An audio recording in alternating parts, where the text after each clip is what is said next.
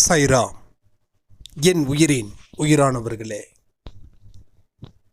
ஒரு சைராமுக்கு ஒரு பெரிய சந்தேகம் வந்தாதான் வாழ்க்கை நல்லா இருக்கும் அப்படின்னு தெரிஞ்சே நான் கேட்குறேன் அப்படின்னு சொன்னாங்க. அதாவது அவங்களோட கேள்வி என்னன்னா, சில நேரத்தில் சாயப்பா இருக்கிற மாதிரி உணர்த்துறாரு, சில விஷயங்கள் அப்படி நடக்குது, நான் ரொம்ப சந்தோஷமாக இருக்கேன், நம்பிக்கையோடு இருக்கேன், எனக்கு அதை ஜீர்ணிக்க முடியவே இல்லை.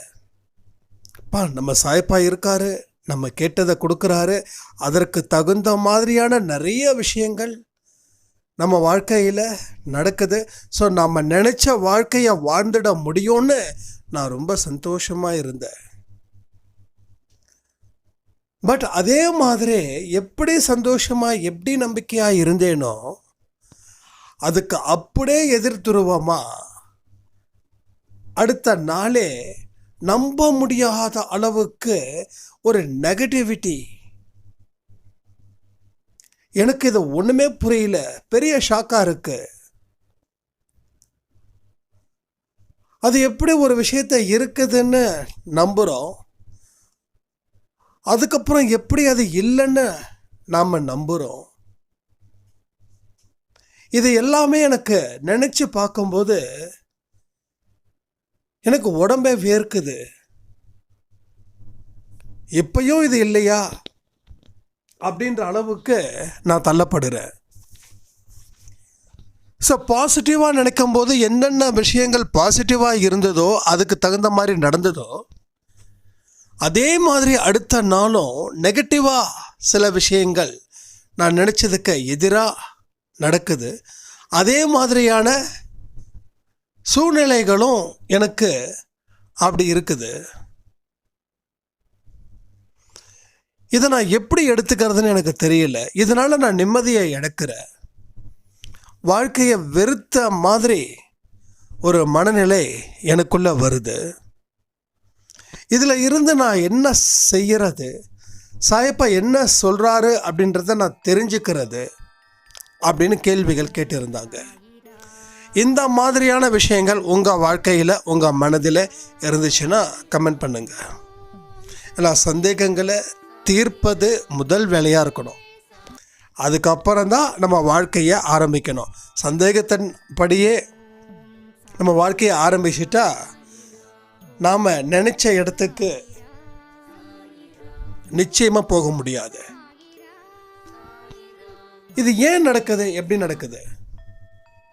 அது என்னங்க எல்லாம் கொடுக்குற மாதிரி சொல்கிறாரு, அதுக்கு தகுந்த மாதிரி ரொம்ப சந்தோஷமாக அந்த சூழ்நிலை ரொம்ப பிரம்மாண்டமாக அமையுது. அப்படியே விட்டுட்டா நான் சந்தோஷமாக இருப்பேன்ல. அப்போ ஏன் அப்படிப்பட்ட ஒரு எதிர்மறை எண்ணங்கள் எனக்குள்ளே சேருது? இதை புரிஞ்சுக்கிட்டா உங்களுக்கு பிரச்சனையே இல்லை, உங்கள் பிரச்சனைகள் முடிவுக்கு வந்துடுச்சுன்னு அர்த்தம். நல்லா யோசிச்சு பாருங்க. உங்கள் வாழ்க்கையில் சாயப்பா நிச்சயமாக ஒரு வழியை ஏற்படுத்துகிறாரு. அந்த வழி நீங்கள் நல்லா இருக்கணும், சந்தோஷமாக இருக்கணும், நம்பிக்கையோடு இருக்கணும். உங்கள் வாழ்க்கையில் அத்தனை சந்தோஷத்தையும் நீங்கள் அனுபவிக்கணும். இது அவருடைய விருப்பம். அவருடைய விருப்பம்தான் நம்மளுடைய விருப்பமாகவும் இருக்கு. ஏன்னா எல்லாருமே வாழ்க்கையில் சந்தோஷத்தை அனுபவிக்கணும், நிம்மதியாக இருக்கணும், எதை வந்தாலும் ஏற்றுக்கக்கூடிய மனப்பக்குவமும் இருக்கணும், எழுந்ததை விட பல மடங்கு பெறணும். இதை எல்லாரும் சொல்கிறாங்க. எல்லாரும் அப்படிப்பட்ட வாழ்க்கையை தான் வாழுறாங்க, ஆசைப்படுறாங்க.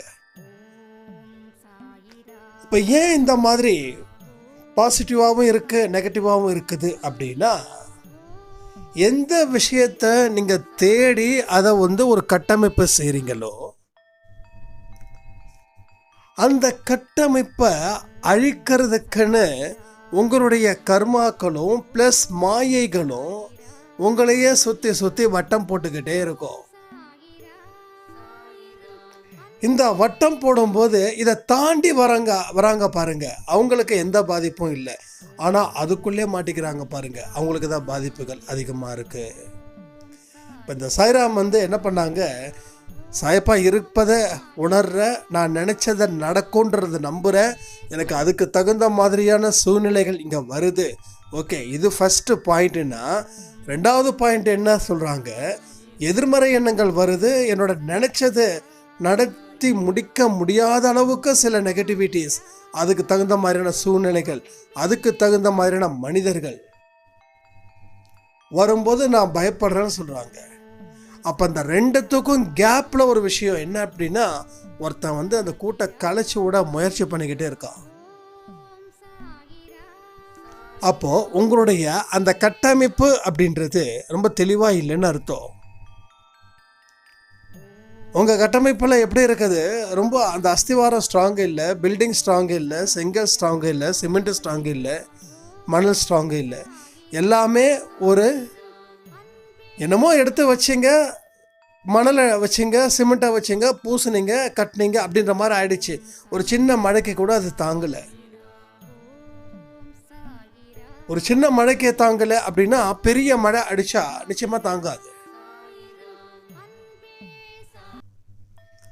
அப்போது அதிகப்படியான நம்பிக்கையும் உங்கள் வாழ்க்கையை பின்னுக்கு தள்ளும், நம்பிக்கை இல்லாத வாழ்க்கையும் உங்கள் வாழ்க்கையில் பின்னுக்கு தள்ளும். இந்த இடையில ஒரு விஷயம் இருக்குது, அதான் நம்பிக்கை. அதிக நம்பிக்கையும் நம்பிக்கை இல்லாத தனமும் உங்கள் வாழ்க்கையை பின்னுக்கு தள்ளும். ஆனால் நம்பிக்கை மட்டும் நீங்கள் வைக்கணும். ஒன்று ஓவர் கான்ஃபிடென்ட்டு, இல்லை கான்ஃபிடென்ட்டே இல்லாத ஒரு மனநிலை. இந்த ரெண்டும் தான் நம்ம தொடர்ந்து வந்துக்கிட்டே இருக்குது. நம்ம அடிக்கடி சொல்லுவோம், எது வந்தாலும் வெற்றி கிடைச்சதுன்னா ஆட்டம் போடாதீங்க. ஏன்னா உங்கள் சுற்றி இருக்கிறவங்களுக்கு அது பிடிக்காது. என்ன அவங்க இவ்வளோ தூரம் ரொம்ப சிறப்பாக இருக்காங்க, ஒருவேளை பிரச்சனைகள் எல்லாம் முடிஞ்சிடுச்சோ அப்படின்னு நினச்சி உங்களை ஏதாவது ஒரு வழியில் தொல்லை பண்ணுறதுக்கு தயாராக இருப்பாங்க. இது நடக்குது எல்லா இடத்துலையும். அப்போ வந்து உங்கள் நம்பிக்கைக்கு எதிராக அவங்க செயல்பட ஆரம்பிக்கிறாங்கன்னு அர்த்தம். அப்போ வெற்றி வந்தாலும் ஆடக்கூடாது, தோல்வி வந்தாலும் துவண்டிடக்கூடாது. நீங்கள் தோல்வியில் துவண்டுட்டீங்கன்னா உங்களுக்கு எதிரில் இருக்கிறவங்க இது சரியான சந்தர்ப்பம், நீங்கள் கீழே விழுந்துட்டீங்க, நீங்கள் எந்திரிக்கக்கூடாது அப்படின்றதுல அவங்க ரொம்ப ரொம்ப தெளிவாக இருப்பாங்க.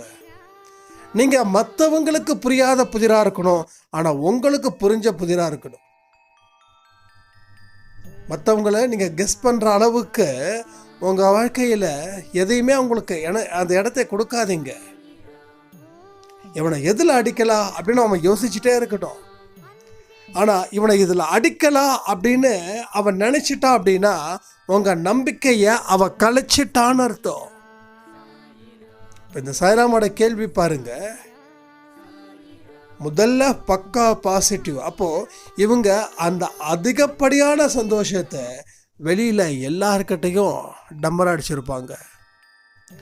அப்படி சொல்லலை அப்படின்னாலும் அவங்க செயல்கள் மூலமாக, அவங்க முகத்தின் மூலமாக, அவங்க பேச்சுகள் மூலமாக பேசியிருப்பாங்க. அப்போது அவங்களுக்கு அது பெரிய எரிச்சலை ஏற்படுத்துது. ஸோ கர்மான்றது யார்?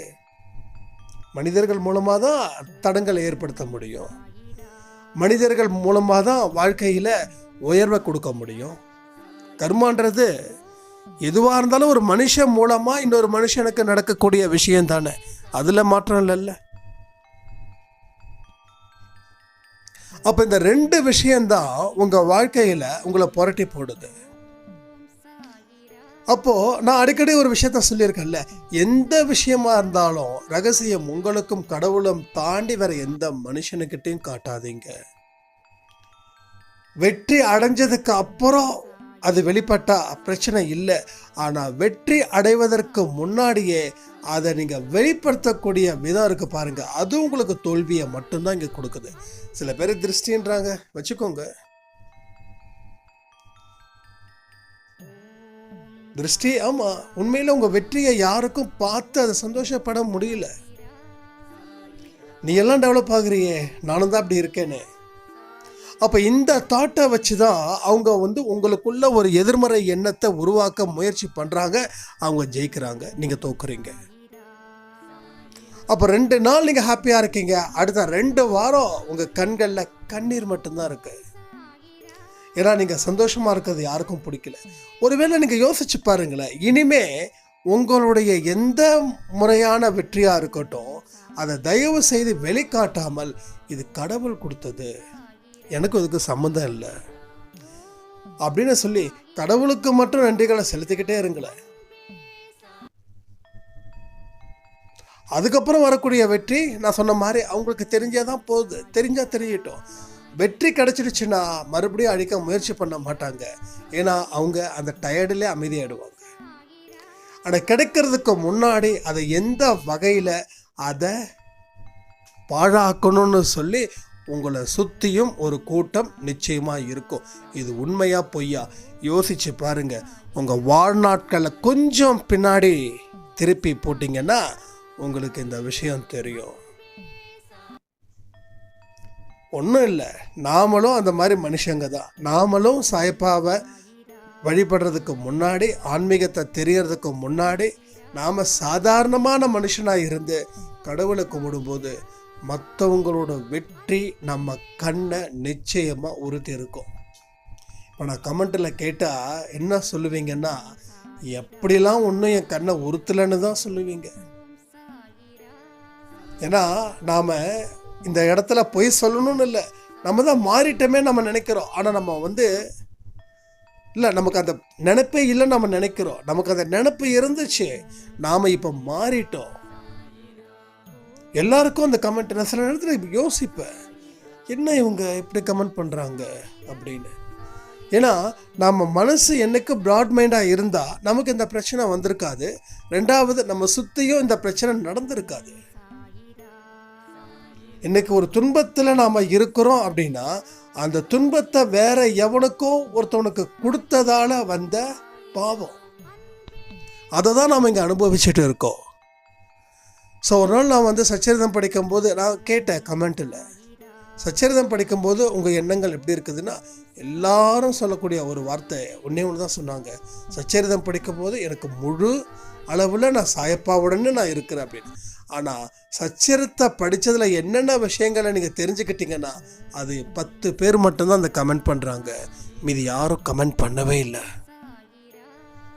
அதில் ஒரே ஒரு சாராம் தான் சொன்னாங்க, ஆமாம் ஆரத்தி எடுக்கும்போதும் சரி, சச்சரிதம் படிக்கும்போதும் சரி, சில நேரத்தில் என் மனசில் எண்ணங்கள் வேற எங்கேயோ போகுது, ஆரத்தி என்னால் முழுசாக எடுக்க முடியலன்னு சொன்ன ஒரே சாய்ராம். உண்மையில சொன்ன ரொம்ப சந்தோஷமாக இருந்தது. அப்போ நம்ம என்ன பண்ணுறோம், எங்கேயுமே தோத்துடக்கூடாதுன்னு சொல்லி அது எங்கேயும் நம்ம போட்டி போட்டுட்டு இருக்கோம். ஆனால் உண்மையாக பேசினா மட்டும்தான் இங்கே பலன் அதிகம். அதுவும் அன்பேசாய் குடும்பத்தில் பர்டிகுலராக சொல்லணும்னா, ஏன்னா இது பக்கா டிசிப்ளினான ஒரு குடும்பம். இந்த இடத்துல நீங்கள் ஒரு விஷயத்தை நான் கேள்வி கேட்கும்போது அந்த பதில் ஹானஸ்டாக இல்லைன்னா அதுவே பெரிய ஒரு பாவன்றதை மறந்துடாதீங்க. ஏன்னா நீங்கள் எனக்கு பதில் சொல்லலை, சாயப்பா கேட்குற கேள்விக்கு நீங்கள் பதில் சொல்கிறீங்க, அதை ஞாபகம் வச்சுக்கோங்க. ஏன்னா சாயப்பா உங்கள் ஹிருதயத்தை பார்க்குறாங்க, உங்களோட ஒவ்வொரு ஆக்டிவிட்டீஸும் பார்த்துக்கிட்டு இருக்காங்க. நீங்கள் எப்படிப்பட்டவங்க, என்ன நினைக்கிறீங்க, என்ன பண்ணுறீங்க, எதை முழுமையாக செய்கிறீங்க, எதை முழுமையாக செய்யலை அப்படின்ற அத்தனையும் அவர் தொடர்ந்து பார்த்துக்கிட்டு தான் இருக்கார். அப்போ நீங்கள் சர்வசாதாரணமாக ஒரு பொய்யான பதிலை சொன்னீங்கன்னா அது உங்களுக்கு மறுபடியும் சிக்கல். அதனால் ஓப்பன் ஹார்ட்டடாக இருந்து பார்த்தீங்கன்னா உங்கள் சந்தேகங்களாக இருக்கட்டும், ஆமாம் எனக்கு பலன் இல்லை, எனக்கு அப்படி தான் நான் நினைக்கிறேன் அப்படின்னு நீங்கள் சொன்னீங்கன்னா அதற்கு உரிய ஒரு வழியை சாயப்பா ஏற்படுத்துவார். நம்ம வீட்டில் நமக்கு ஏதாவது சந்தேகம் இருந்துச்சுன்னா நம்ம அப்பா அம்மா என்ன சொல்கிறாங்க, சந்தேகத்தை கிளாரிஃபை பண்ணுவாங்க. அப்போ அப்பா அம்மா கிட்ட எந்த ஒரு அட்வைஸும் கேட்கல, இல்லை ஒருவேளை ஸ்கூல் டீச்சர்ஸ்கிட்ட எந்த அட்வைஸும் கேட்கல அப்படின்னா உங்களால் என்ன செய்ய முடியும்? அப்போ நீங்கள் என்ன நினைச்சிங்களோ அதுதான் ட்ரூ அப்படின்னு நீங்கள் நினைப்பீங்க, மற்றதெல்லாம் தப்புன்னு நினைப்பீங்க. இப்போ யாருக்கு லாஸு? எது உண்மையோ அதை பொய்யாகவும், எதை பொய்யோ அது உண்மையாகவும் நீங்கள் நினைச்சிங்கன்னா யாருக்கு மிகப்பெரிய இழப்பு? அந்த இழப்பை தான் நம்ம இழந்துக்கிட்டு இருக்கோம். அப்போ சந்தேகங்கள் எவ்வளோ வேணாலும் கேளுங்க, நான் உங்ககிட்ட சொல்லியாச்சு. ஆனால் சந்தேகங்கள் மட்டும் வரவே இல்லை. சந்தேகங்கள் மட்டும் எதுவுமே வரவே இல்லை. உங்களுக்கு சாய்பாபா பிரார்த்தனை செய்யும்போது என்ன சந்தேகம், அவர் பிரார்த்தனை செய்யும்போது உங்கள் மனசில் எந்த மாதிரியான விஷயங்கள் வருது, இது இப்படி எனக்கு வருது, இதை என்ன செய்யறது, இந்த மாதிரி கேள்விகள் கேட்கறதுக்கு தான் நான் உங்களுக்கு பதில் சொல்ல தயாராக இருக்கேன். அப்போ உங்களுடைய சந்தேகங்களை நீங்கள் தயார் பண்ணி நீங்கள் கேள்விகள் கேட்டு உங்களை தயார் பண்ணுறது தான் என்னோட வேலை. எனக்குன்னு கொடுக்கக்கூடிய வேலையை நான் சிறப்பாக செய்யணும்னா அதுக்கு நீங்களும் நல்ல நல்ல கேள்விகளை கேட்கணும். கேள்விகள் கேட்டுக்கிட்டே இருக்கணும். கேட்க கேட்க கேட்கதான் நம்ம எங்க விட்டோம், ஏன் இப்படி நம்ம வாழ்க்கை மாறுச்சு, ஏன் கடவுள் நம்மளை எந்த விதமான ஒரு உதவியையும் செய்யலை, ஏன் இப்படி தனிச்சு நிற்கிறோம், ஏன் இப்படி அவமானப்பட்டு வெக்கப்பட்டு தலை குனிஞ்சு வாழ்ந்துக்கிட்டு இருக்கோம், இதுக்கு அத்தனைக்கும் பதில்கள் உங்கள் கேள்விகள் கேட்டால் மட்டும்தான் கிடைக்குமே தவிர இல்லைன்னா கிடைக்காது.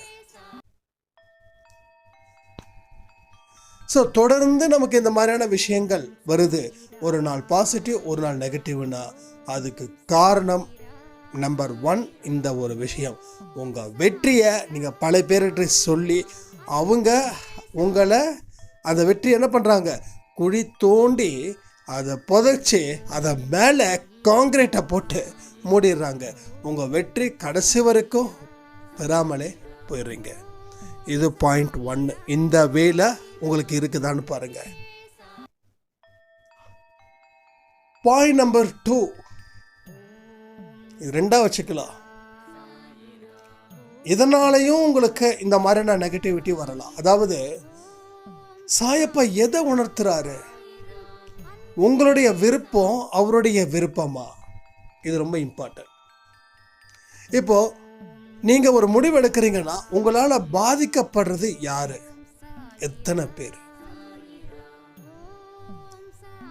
அந்த பாதிப்பு அடைஞ்சாங்கன்னா அவங்கள எந்த வழியில நீங்க அவங்களுக்கு அந்த இழப்புக்கு ஈடு செய்ய முடியும், இதெல்லாம் சாயப்பா பார்க்குறாரு. அதனால தான் சில விஷயங்களை அவர் உங்களுக்கு செய்யாமலே போகிறாரு. ஏன்னா இதை விட ஒரு பெஸ்ட்டான ஒரு வழி அவர் காட்டுவார். அந்த நம்பிக்கையோடு நீங்கள் காத்திருக்கணும். இப்போது நான் காலையில் ஒரு விஷயத்தை நோக்கி போகிறேன், அந்த விஷயம் ரொம்ப மோசமான விஷயமாக கூட இருக்கலாம். ஆனால் நான் மனசில் நினைக்கிறேன், நான் நினைக்கிற மாதிரி எல்லாமே நடக்குது. அதுக்காக அது சாயப்பா விருப்பப்படி அப்படின்றது நம்ம சொல்லிட முடியாது. நீங்கள் என்ன நினைக்கிறீங்களோ அதுக்கு தகுந்த மாதிரி விளைவுகள் வெளியில் இருக்குது. சில பேர் சொல்லுவாங்க, அண்ணா நான் ரொம்ப விரும்பி ஒருத்தரை கல்யாணம் பண்ணேன், சாயப்பா கிட்ட சம்மதத்தோடு தான் நான் கல்யாணம் பண்ணேன். அப்போ நான் கேட்டேன், சாயப்பா நேரடியாக உங்களுக்கு சம்மதம் தெரிவித்தாரா அப்படின்னு. இல்லைன்னா உணர்வுகள் மூலமா அப்படின்னாங்க. என்ன உணர்வுகள் மூலமா?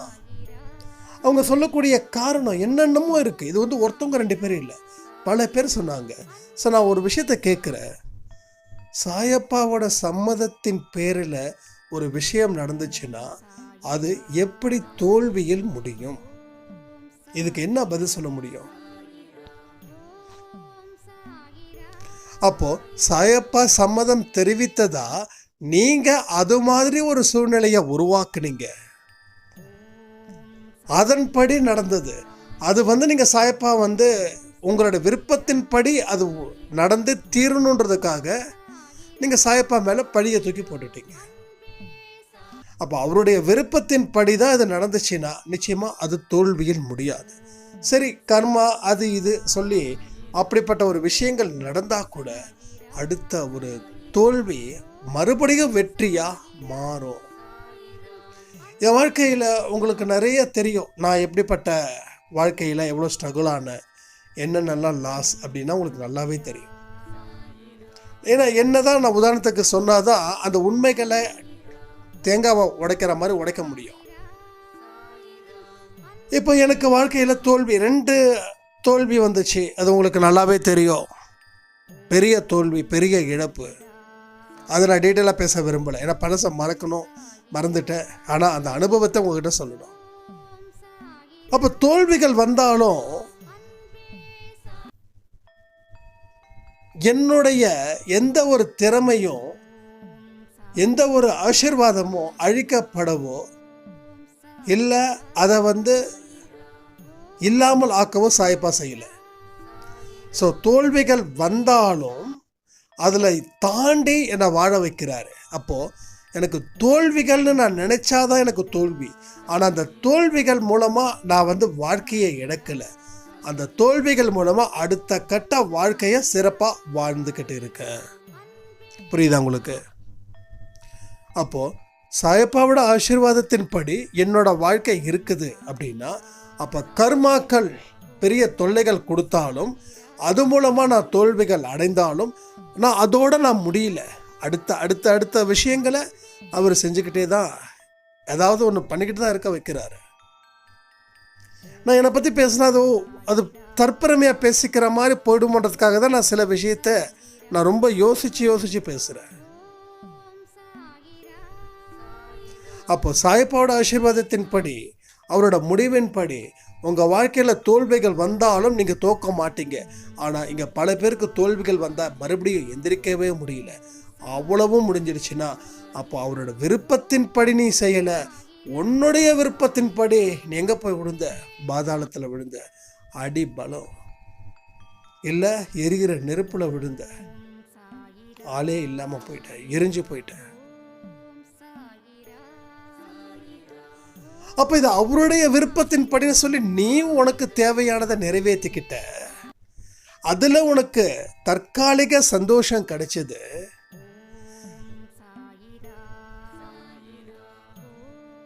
அப்போ உனக்கு ரொம்ப ஹாப்பியாக இருந்துச்சு. ஆனால் உன்னால் பாதிக்கப்பட்டிருக்காங்களே உன் குடும்பம், உன் கூட பிறந்தவங்க, உன் சொந்த பந்தம், உன்னோட அம்மா, உன்னோட அப்பா, அவங்க எத்தனை பேருக்கு தலையை தொங்க போட்டு பதில் சொன்னாங்க. நீ சந்தோஷமாக இருக்க, பெற்றவங்களை தூக்கி எறிஞ்சிட்ட. சாயப்பா இந்த மாதிரியான விஷயத்த இல்லாமல் உணர்த்துவார். பெற்றவங்களை தூக்கி போட்டு உன் வாழ்க்கையை சந்தோஷமாக நீ வாழ்ந்துட்டு போ, அவங்க உயிரோட இருந்தா என்ன செத்தா என்ன அப்படின்னா சொல்லி உங்களுக்கு அவர் உணர்த்துறாரு. அப்போ சாயப்பாவோட உணர்வின்படி நம்ம வாழணும்னா சாயப்பா கிட்ட பொறுத்து இருக்கணும். அந்த குடும்பத்தில் இருக்கிற அத்தனை பேருக்கும் சம்மதம் தெரிவிக்கிற வரைக்கும் பொறுத்து இருக்கணும். எவ்வளோ வருஷங்கள் ஆனாலும் அதை பற்றி கவலைப்படக்கூடாது. ஆனால் இங்கே பொறுத்து இருக்க காத்திருக்க யாரும் தயாராக இல்லை. என்னுடைய விருப்பத்தின்படி என்னுடைய சொந்த சந்தோஷத்தின்படி தான் நான் வாழணும்னு நீ முடிவு பண்ண. அதனால் எல்லாரையும் தூக்கி போட்டு போனேன். இப்போ சாயப்பா உணர்த்துறாரு, எதை வச்சு நீ சொல்ல முடியும்? சொல்லுவாங்கல்ல, 1000 காரணங்க சொல்லிக்கிட்டே இருக்கலாம், ஆனால் சொல்லிக்கிட்டே தான் இருக்க முடியும். அதனால் எந்த விதமான இதுவும் கிடையாது, லாபமும் கிடையாது, நஷ்டம்தான். காரணம் சொன்னால் நஷ்டம்தான். அப்போ இது மூலமாகவும் உங்களுக்கு நீங்களா ஒரு மாயையில், நீங்களா ஒரு டெசிஷனில் அது எடுத்ததை சாயப்பாவோட டெசிஷன் நினச்சிக்கிட்டு நீங்கள் பார்த்தீங்கன்னா அத்தனையும் அப்படி தான். நான் சொன்ன மாதிரி ஒரு கண்ணாடி, ஒரு கலர் கண்ணாடி, எந்த கண்ணாடியை பார்க்குறீங்களோ அந்த கண்ணாடி தான், அதுதான் தெரியும். மஞ்சள் போட்டால் எல்லாரும் மஞ்சளாக தெரிவாங்க, பச்சை போட்டால் எல்லோரும் பச்சையாக தெரிவாங்க, சிகப்பு போட்டால் எல்லோரும் சிகப்பாக தெரிவாங்க. ஸோ நீ போட்டு இருக்கக்கூடிய கலர் அப்படி, அதனால தான் அப்படி தெரியுது. கண்ணாடியை கழட்டிட்டு பாரு, அப்போ எல்லாமே உண்மையான கலர் என்ன அப்படின்றது உனக்கு புரிய வரும். அப்போ நான் நினச்ச வாழ்க்கையை வாழ முடியாதா அப்படின்னு யாராவது பெருமூச்சு விட்டிங்கன்னா நிச்சயமாக வாழ முடியும். அதுக்கு காத்திருங்கள். காத்திருந்தால் வாழ்க்கையை சிறப்பான இடத்துக்கு நீங்கள் போகலாம். ஆனால் இங்கே காத்திருக்கிறது மட்டும் இருக்கக்கூடாது. நீங்கள் உங்களோட வேலைகளை, அன்றாட வேலைகளை சந்தோஷமாக செஞ்சுக்கிட்டே இருக்கணும். ஓகே, அது ரொம்ப இம்பார்ட்டன்ட். நாம் என்ன பண்ணுவோம், அது கிடைக்கிற வரைக்கும் நான் பித்து பிடிச்ச மாதிரி தான் இருப்பேன், எதுவும் செய்ய மாட்டேன் அப்படின்னா நீங்கள் தப்பான முடிவு எடுக்க போகிறீங்கன்னு அர்த்தமாகும். ஸோ அது ஒரு லைஃப்பில் ஒரு பார்ட்டு, அவ்வளோதான். ஆனால் நம்ம என்னைக்கு செயல்படுறதை நிறுத்துகிறோமோ அன்னைக்கு நம்ம உடம்புல அத்தனை பிரச்சனையும் வரும், மனசில் அத்தனை எதிர்மறை எண்ணங்களும் நிச்சயமாக வரும். இந்த 2 விஷயத்தில் எந்த விஷயம் உங்களுக்கு மேலோங்கி இருக்குதுன்றதை யோசிச்சு பாருங்க. ஏன்னா எல்லாத்துக்கும் ஒரே பதில் கிடையாது. நான் சொன்னது 2 விஷயங்கள். இந்த 2 விஷயத்தில் ஏதாவது ஒரு விஷயம் இருக்கும். ஏன்னா சாயப்பா உணர்வுகள் மூலமாக உங்ககிட்ட பேசுகிறாரு அப்படின்னா நீங்கள் முதல்ல சாயப்பாவை நல்லா புரிஞ்சுக்கணும், நல்ல நம்பிக்கை வைக்கணும், பொறுமை காக்கணும். இதை எல்லாம் செஞ்சாதான் எல்லா விஷயங்களும் உங்களுக்கு நல்லபடியாக நடக்கும். இதெல்லாம் எப்படி ஹேண்டில் பண்ணுறது அப்படின்னு ஒரு சில கேள்விகள் வரும். நான் முன்ன சொன்ன மாதிரி எமோஷ்னல் ஆக்டிவிட்டீஸில் மாட்டிக்காதீங்க, லாக் ஆகிடாதீங்க.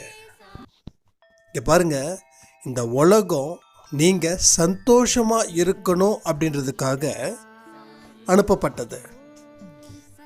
எனக்கு பர்டிகுலர் லைஃப் கிடைச்சாதான் சந்தோஷம், எனக்கு பர்டிகுலர் மனுஷங்களோட அன்பு கிடைச்சாதான் சந்தோஷம், எனக்கு பர்டிகுலரான வாழ்க்கை வந்தாதான் சந்தோஷம் அப்படின்னு அந்த வளையத்துக்குள்ள நீங்கள் தயவு செய்து மாட்டிக்காதீங்க.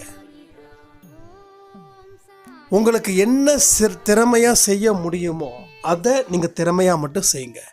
எந்த விதமான பிரதிபலனையும் எதிர்பார்க்காதீங்க. எதிர்பார்த்துட்டிங்கன்னா உங்களுக்கு அது பெரிய சிக்கலை ஏற்படுத்தும். நிறைய பேர் அந்த வட்டத்துக்குள்ளேயே தன்னை முடிச்சுப்பாங்க. எனக்கு இப்படி தான் வாழணும், இதை தாண்டி என்னால் வாழவே முடியாது, என்னால் உயிரோடு இருக்கவும் முடியாது. இங்கே பாருங்கள், எத்தனையோ பேர் இது இருந்தால் தான் உயிரோடு இருக்க முடியும், இல்லைன்னா முடியாதுன்னு சொல்கிறது 100க்கு 100 மாயை. இதை நல்லா புரிஞ்சுக்கணும். இதை யாருமே சரியாக புரிஞ்சுக்கவே இல்லை. இது 100% இதுதான் மாயை. என்னால் நிச்சயமாக இருக்கவே முடியாதுங்க, அவரை விட்டுட்டு இருக்க முடியாது, இந்த வேலையை விட்டுட்டு இருக்க முடியாது, இந்த வீடை விட்டுட்டு இருக்க முடியாது, இந்த பதவியை விட்டுட்டு இருக்க முடியாது, இந்த ஊரை விட்டுட்டு இருக்க முடியாது. இதெல்லாம் மாயை. இதெல்லாம் உங்களை ஏதோ ஒரு இடத்துல அடிமையாக்கக்கூடிய விஷயத்துக்கான விஷயங்கள். இதெல்லாம் யாராவது உங்களை அடிமையாக்குனாங்கன்னா உங்களுக்கு பிடிக்குமா? பிடிக்காதா? யாருக்கும் பிடிக்காது. ஏன்னா யாருக்கும் நாம் அடிமை இல்லை. அப்போ இந்த உலகம் நம்ம சுதந்திரமான மனுஷனாக படைச்சிருக்குது. நீங்கள் யாருக்கும் எந்த அடிமையும் இல்லை. உங்கள் அறிவு எப்போ திறக்குதுன்னா 20 தாண்டும் போதோ 30 தாண்டும் போதோ, அது வரைக்கும் நீங்கள் அப்பா அம்மாவுடைய ஒரு பாதுகாப்பில் இருக்கீங்க. நீங்கள் வளர வளர உங்கள் அறிவும் வளருது. புத்தக அறிவை நான் சொல்லல, மற்ற வாழ்க்கை பற்றி இருக்கிற அறிவை, அடுத்தவங்க கஷ்ட நஷ்டத்தை புரிஞ்சுக்கிறவங்களால தான் வாழ்க்கையை பற்றி புரிஞ்சுக்க முடியும். அவங்க வீட்டில் எந்த பிரச்சனையாக இருந்தால் எனக்கு என்ன, அவங்க வழியை நான் ஏன் தெரிஞ்சுக்கணும் அப்படின்னு நினைக்கிறவங்க இன்றைக்கி நிறைய பேர். இவங்கெல்லாம் வாழ்க்கை பாடத்தை படிக்கவே முடியாது. அடுத்தவனோட வழியை தெரிஞ்சாதான் வாழ்க்கை, இல்லைன்னா இல்லை. ஸோ இப்படி தான் வாழ்க்கையில் பல விதமான போராட்டங்களை போராடி தோற்று போனதுக்கு காரணம் எந்த வாழ்க்கையும் பாடத்தையும் படிக்காத மனிதர்கள் தான் இங்கே பலர் இருக்கீங்க. நான் இந்த ரோட்டில் சில பேர் இந்த சின்ன குழந்தைங்க இந்த புக்கை வாங்கிக்கோங்க, காசு கொடுங்க அப்படின்னு சொல்லுவாங்க. சில பேர் என்ன பண்ணுவாங்க, இல்லை காசுலாம் வேண்டாம் பாப்பா, நான் புக்கு நீ வச்சுக்கோ, நான் காசு மட்டும் வாங்கி கொடுக்குறேன் அப்படின்னு சொல்கிறவங்களும் இருக்காங்க. அப்போது அந்த குழந்தையோடைய தன்மானத்தை நீங்கள் 10 ரூபா கொடுத்து அழிச்சிட்டீங்க. அப்போ அந்த குழந்தை நாளைக்கு என்ன பண்ணும்? புக்கு விற்காமலே காசு வாங்கணும்னு நினைக்கும். அப்போ அது என்ன வேலை இருக்கோ அந்த வேலையை பார்க்க ஆரம்பிச்சிட்டோம். ஸோ அது மேட்ரு இல்லை. ஸோ எங்கேயாவது யாராவது கேட்டாங்கன்னா, அந்த பொண்ணு அந்த ஒரு பொருளை வச்சு விற்றுச்சு, ஒரு புக்கை வச்சு விற்குதுன்னா அந்த புக்கை வாங்கிக்கோங்க. வாங்கிட்டு அந்த பொண்ணு என்ன காசு கேட்குதோ அந்த காசை கொடுங்க. இல்லை 10 புக்கு வாங்கிக்கோங்கன்னா அந்த 10 புக்கு உங்களால் வாங்க முடிஞ்சால் வாங்குங்க, தப்பு இல்லை. ஆனால் ஒன்றும் வேண்டாம், இந்த காசை வச்சுக்கோன்னு சொல்லி அந்த தயவுசெய்து அந்த குழந்தையோட தன்மானத்தை நீங்கள் கொடுக்குற ஒத்த பைசாவால் கெடுத்துடாதீங்க. அந்த பாவத்தை தயவுசெய்து செய்யாதீங்க. இப்போ அந்த குழந்தை இருக்குது இல்லையா, அந்த குழந்தை யாராவது ஒருத்தவங்க வாங்கினாங்கன்னா பரவாயில்ல, அந்த வீட்டுக்கு ஏதோ ஒரு வருமானம் ஏதோ சம்திங் இருக்கும். அப்போ அந்த குழந்தையோட வலியை நாம் உணரணும். எப்படி உணரணும் தெரியுமா? அந்த குழந்தையா நான் இருந்தாலோ இல்லை என்னுடைய குழந்தை இருந்தாலோ எவ்வளோ வலி ஏற்படும்னு ஒரு நிமிடம் நினச்சி பார்க்கணும். ஆனால் இன்றைக்கி அந்த குழந்தை அந்த மாதிரி விற்றா என்ன பண்ணுறாங்க, சில இடத்துல பார்த்திங்கன்னா குழந்தை காலை பிடிச்சி கெஞ்சும், அண்ணா வாங்கிக்கோங்க வாங்கிக்கோங்க வாங்கிக்கோங்க, அக்கா வாங்கிக்கோங்கன்னு. ஸோ நம்ம ஆளுக்கு கொஞ்சம் கூட ஈவு இரக்கம் கருணை அப்படின்னா என்னன்னே தெரியாமல் இவங்கெல்லாம் நாகரிகமான மனிதர்கள் மேலே வேஷம் போடுவாங்க. ஆனால் இவங்கெல்லாம் மிருகத்துக்கு சமமானவர்கள். மிருகம் கூட பரவாயில்ல, அதுக்கு விட மோசமான மனிதர்கள். நான் நிறைய பார்த்துருக்கேன், நிறைய பஸ் ஸ்டாண்டில் பார்த்துருக்கேன். நான் என்ன பண்ணுவேன், நான் ஆப்போசிட்டில் நிற்பேன் சில நேரத்தில். இப்போ இல்லை, நான் இப்போ மோஸ்ட்லி பஸ்லலாம் போகிறதில்ல, ட்ரெயின் தான். அப்போ நிற்கும்போது பார்த்தீங்கன்னா அந்த குழந்தை ரொம்ப போராடும். நான் போய் கடைக்கடன் போயிட்டு கையில் 100 இந்தாம்மா எனக்கு புக்கு கொடுமா அப்படின்னு சொல்லிவிட்டு, அண்ணா ரொம்ப தேங்க்ஸ்ண்ணா அப்படின்னு சொல்லி ஓகேம்மா அப்படின்னு அந்த புக்கை தான் சம்டைம்ஸ் நான் படிப்பேன். இல்லை யாருக்காவது சின்ன குழந்தைங்களுக்கு நான் கொடுத்துடுவேன்.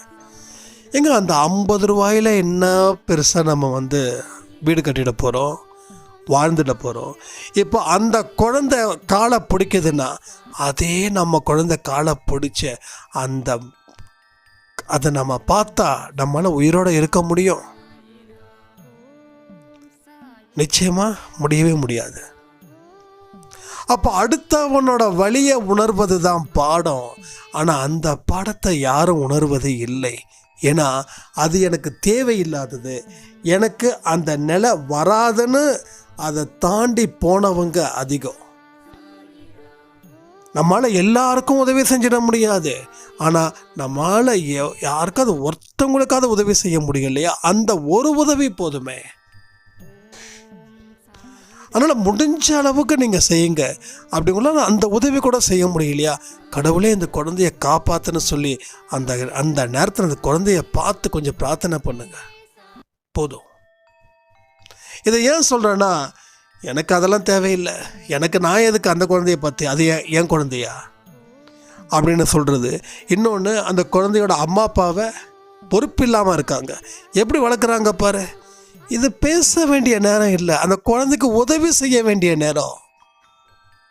நீ இவ்வளோ தூரம் கடுமையாக எச்சரிக்கிற, கடுமையாக கோவப்படுற அந்த பெற்றவங்கள பற்றி, அப்போ உன்னை பற்றி அந்த குழந்தை இவ்வளோ தூரம் கெஞ்சிற கதற, உனக்கு அறிவு இல்லை அப்படின்னு சொன்னால் நம்ம எந்த இடத்த அந்த மூஞ்சை தூக்கி வச்சுப்போம்? இப்போலாம் ஒரு பெரிய இது, நீங்கள் குழந்தைங்களுக்கு புக்கு வாங்கி கொடுங்க. அந்த குழந்தை என்ன கேட்குதோ என்ன விற்குதோ அதை வாங்கிக்கோங்க. வாங்கிட்டு அந்த குழந்தைங்கிட்ட அன்பாக பேசுங்க. என்னம்மா உன் குடும்பம் எப்படிம்மா, யாரும்மா, எங்கம்மா இருக்காங்க உங்கள் அப்பா அம்மா அப்படின்னு சொல்லி கேளுங்க. அந்த குழந்தை அன்பாக பாசமாக கண்டிப்பாக சொல்லும். சொன்னால் அந்த குழந்தைங்கிட்ட ஏதாவது உங்களுக்கு ரொம்ப நீங்கள் பணக்காரராக இருந்தால் அந்த குழந்தைங்களுக்கு தேவையானதை செய்யுங்க. இல்லையா, நல்ல அறிவுரை சொல்லுங்கள் அவங்க அப்பாவையும் அம்மாவையும் பார்த்து. ஏதாவது நம்மால் ஒரு குடும்பத்தையாவது வார்த்தைகள் மூலமாக வாழ வைக்கலாமே, அதையும் நம்ம செய்ய மாட்டேன்றோம். எவ்வளோ பேச்சு பேசுகிறோம், இவன் சரியில்லை அவன் சரியில்லைன்னு. என்னைக்காவது நம்ம சொல்லியிருக்கோமா? நாம் சரியில்லைன்னு நினச்சிருக்கோமா? நாம் சரியில்லைன்னு நினைக்கிறவன் அடுத்தவனுக்கு உதவி பண்ணுவான், அடுத்தவன் சரியில்லைன்னு நினைக்கிறவன் எவனுக்கும் உதவி செய்ய மாட்டான். இது மனுஷனுடைய பண்பு, அப்படிப்பட்டது. இந்த அன்பே சாயில் இந்த பூஜை முறைகள், அந்த முறைகள், இந்த முறைகள்னால் அதெல்லாம் நம்ம சொல்கிற மாதிரி இல்லை, அது நமக்கு தெரியாது. அப்படி நினச்சிங்க வந்தீங்கன்னா தயவு செய்து என்னோடய ஆடியோவை கேட்க வேண்டாம். ஏன்னா எதுக்கு 30 நிமிஷம் 40 நிமிஷம் உங்கள் நேரத்தை வேஸ்ட் பண்ணணும்? கடவுள் விரும்பக்கூடிய மனுஷனாக மாறணும்னா அந்த விஷயத்தை தான் நம்ம செய்யணும். இந்த அதை பண்ணு இதை பண்ணு இதெல்லாம் நமக்கு வராது, செய்யவும் தெரியாது. நான் இப்போவும் சொல்கிறேனே, ஷீரடிக்கு கோயிலுக்கு போய் தான் எனக்கு மோட்சம் கிடைக்கணும்னா அது அந்த மோட்சமே தேவையில்லை. இப்போ கூட வர 27ஆம் தேதி எனக்கு ஷீரடி போகிற மாதிரி இருக்குது. இப்போ வரைக்கும் நான் போவேனா இல்லைன்னு எனக்கு தெரியல. ஏன்னா எனக்கு அங்கே போய் தான் அவரை பார்த்து தான் ஆகணும் அப்படின்ற ஒரு தாட்டே இல்லை. ஏன்னா தினந்தோறும் ஒவ்வொரு நிமிஷமும் ஒவ்வொரு நொடியும் நான் அவரை சுவாசிச்சுட்டு தான் இருக்கேன்.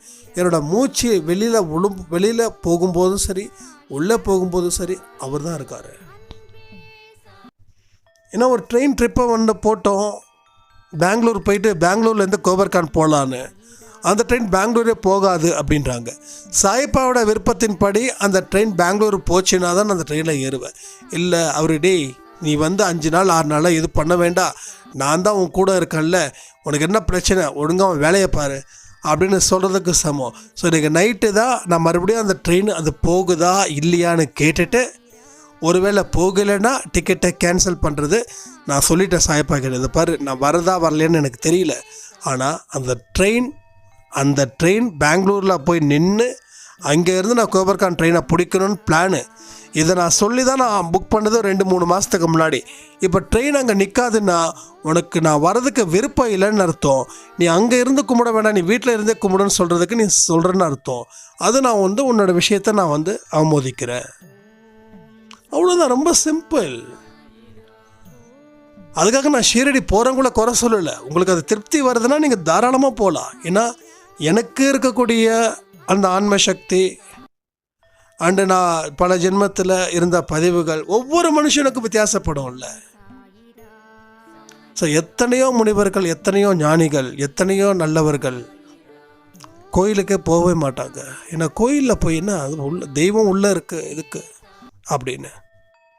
அப்போ நான் இந்த ஜென்மத்தில் மட்டும் இந்த பக்குவத்தை சத்தியமாக அடைஞ்சிருக்க வாய்ப்பே கிடையாது. பல ஜென்மத்தில் அந்த பக்குவத்தை அடைஞ்சிருக்கலாம். அதனுடைய விஷயத்தை நான் தெரிஞ்சுக்கிறேன். வெளியில் பார்க்கறது பெரிய சந்தோஷத்தையும் பெரிய நம்பிக்கையும் எனக்கு ஏற்படுத்தலை.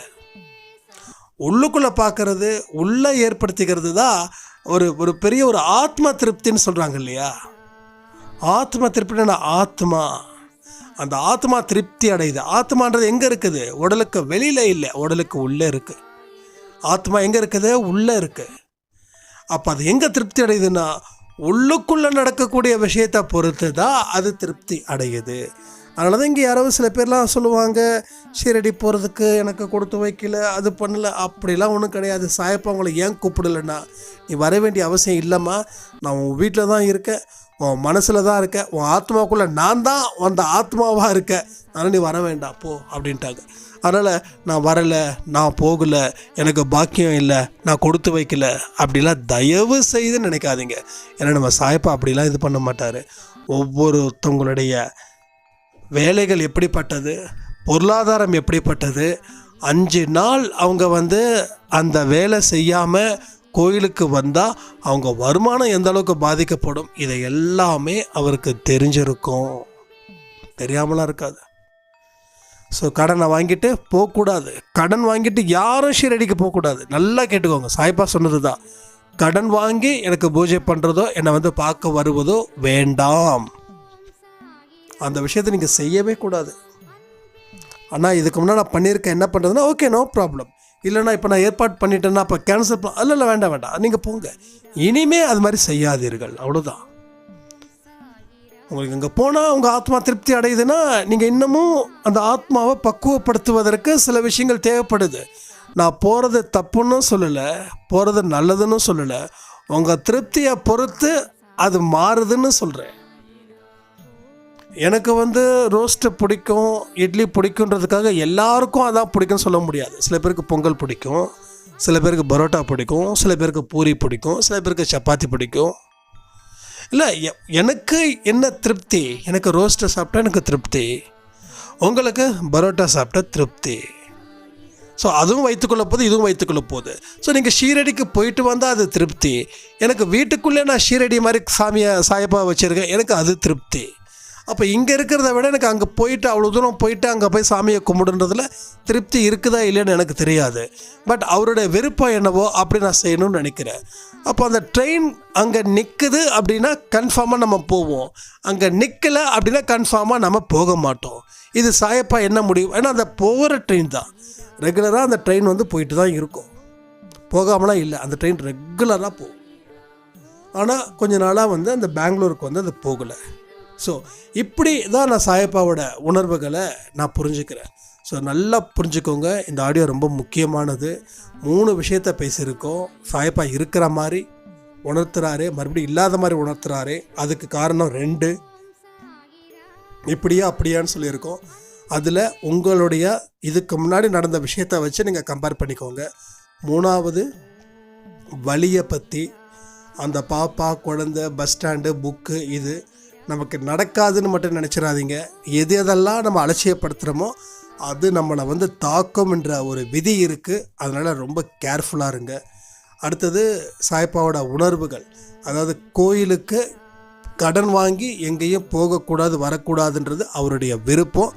அது இதுவரைக்கும் செஞ்சால் பரவாயில்ல, இனிமே அது மாதிரி செய்யக்கூடாதுன்னு சொல்லி நாளைக்கு காலையில் அன்பே சாய் வெற்றி நிச்சயம், சாயின் சத்தியம் வெற்றி நிச்சயம் அதில் வந்து பார்த்து நம்ம பேசுவோம்னு சொல்லி இந்த ஆடியோவை நான் முடிக்கிறேன்.